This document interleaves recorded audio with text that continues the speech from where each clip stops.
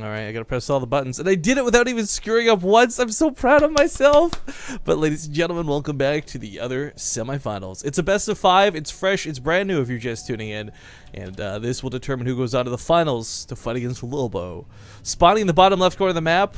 We'll see if the foreign hope can continue. We already have one foreigner up there. There's no way we get 2, right? I don't know, but from Fnatic Gaming, we have the blue Protoss Harstem. Never right, Oz, the red Terran, it's Gumiho.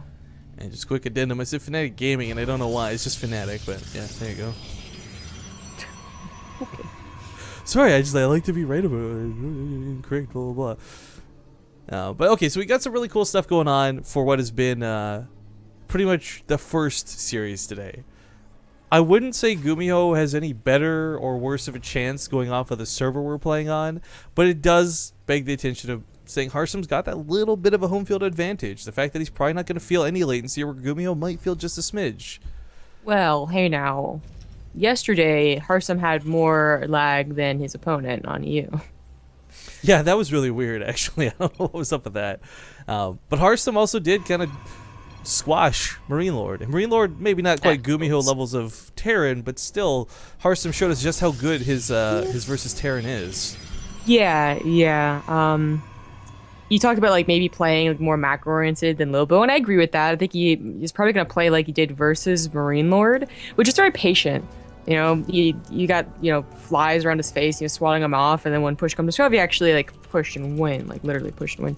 So if Gumiho does the same thing, which I don't really think he's gonna be nearly as like, he's not gonna play like Marine Lord. Marine Lord was everywhere, like with Doom drops, regular drops, like not waiting a long time to get Vikings and Ghosts. And Gumiho, he can play that style for sure, but he can also, he can mech first of all, which is cool, but second of all, he can just do like the chill, wait till 14 minutes and like push and just win with a huge army. Well, I already like what Harstem's done to start. That little bit of a subtle building placement that kind of helps deny Reapers from being able to just run through your probe line and around the probe line. Not that a Reaper seems to ever be that big of a deal for Protoss players anymore, but this just adds to the fact that it will not be able to get much done other than basic scouting. Yeah.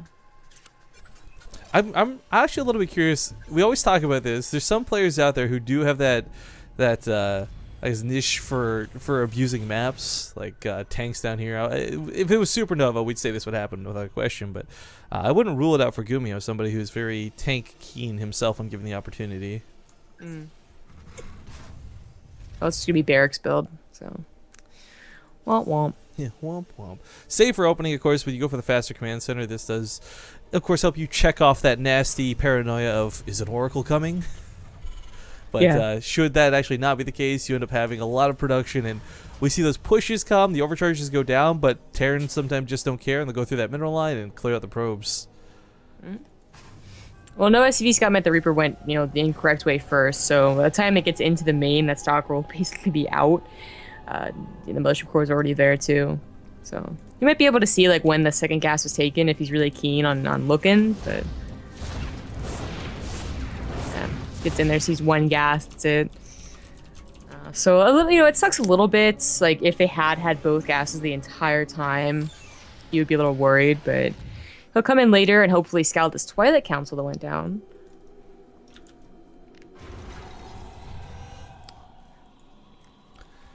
Well, for Harstem's sake, one of the cool things I'm really hoping to see is he's not a guy who's really afraid to use storms.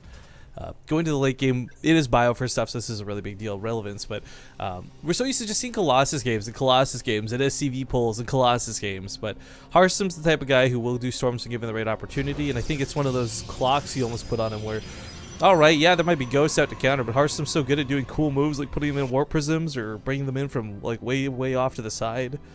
So, if this does get to the point where we do see Templar tech come out, and not just Blade Stalkers, and not just Colossus, I think that's where we're going to see Gumiho really sweat in the series.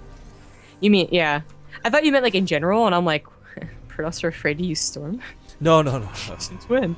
I'm talking like specifically here, tailored to like this description of this match, because let's not forget, like Harstem also did some really cool things. We always reference back to this because it was such a good series. But like when he played against Bunny, a lot of this fake out moves, like, hey, look at me, I'm going Colossus, psych, Templar. Yeah, that was a really cool series. We do have Gumiho just being very like macro oriented, you know? And that's what I was kind of talking about. Like instead of doing like the Marauder slow push, combat show push, any type of push just to get the overcharge, he just waits in his main for a while. And he might bait out the overcharge, but I don't know if he's going to stim in and get it.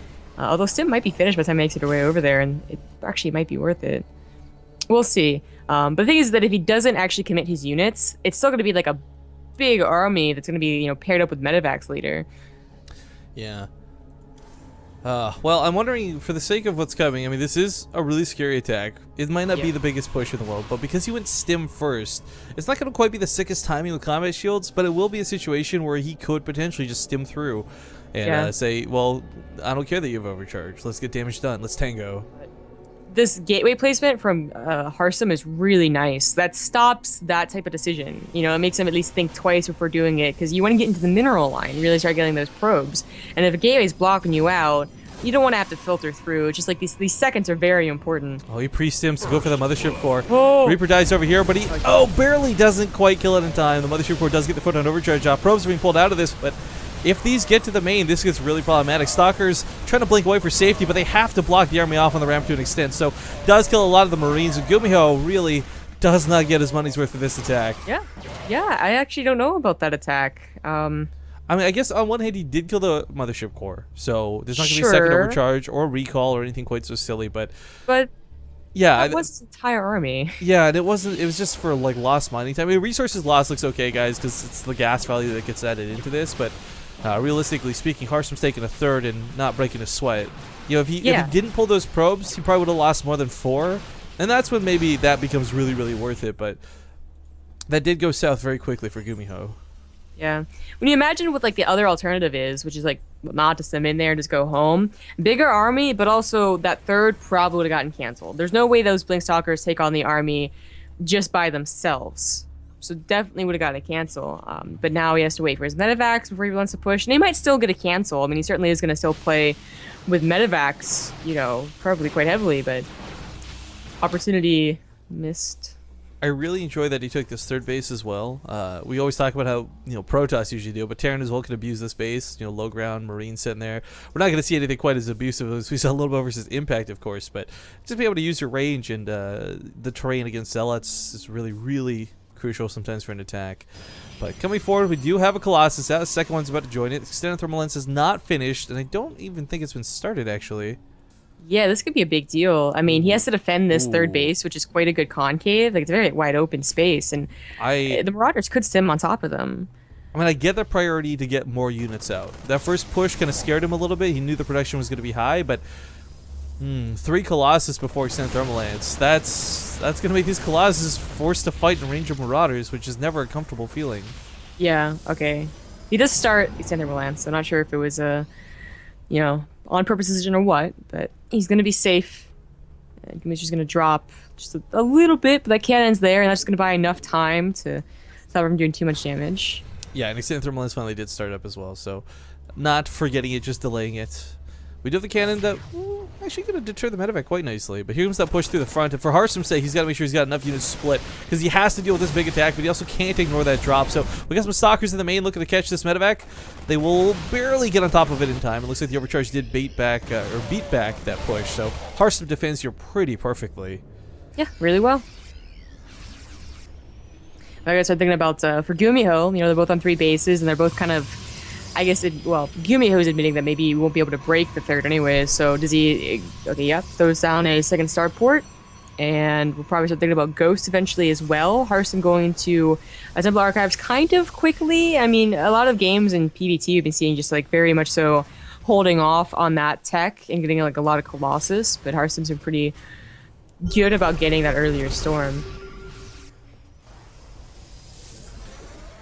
On 3 bases, he can certainly afford just about anything he wants for the time being. Gumiho, of course, throwing down his 4th could give him a lot of extra mulage power, but this pressure coming, I mean, this is so Marauder heavy. We might not have Vikings out just yet, but if Harstem's not careful, a stim in is going to pick off so many Colossus so quickly.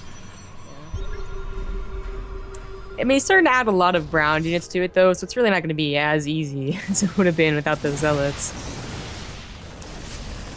I don't know what he scanned to sell him. I think he maybe saw like the tail end of a High Templar, but he does go down a Ghost Academy.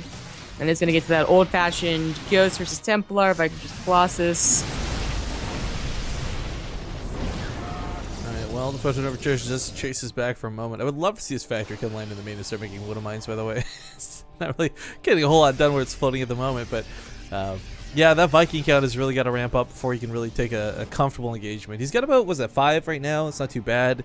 About 6 or 8, and he could probably start thinking about actually going for a big attack, but the Stalker count really not that out of control. It's going to be very difficult for Harstem to stop these Vikings from killing all his Colossus.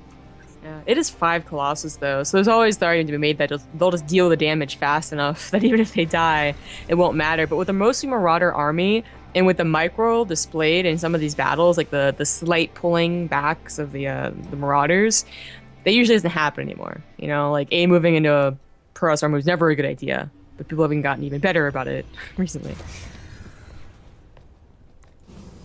Well, it's kind of cool to see the Warp Prism. This is the one single unit I think a Protoss player has that is the best at drawing a Terran army back home. I mean, a single Dark Templar isn't even as threatening as a Warp Prism, because the Warp Prism with it can bring like 10 or 13 Zealots, as we've seen. Count a gateway. In fact, what is the gateway count at? 10, exactly. Not too bad. Something he can certainly afford on 3 bases. The Ghost Academy, of course, researching personal cloaking while this goes on. Really like this move. But still no ghosts. Yep, not yet.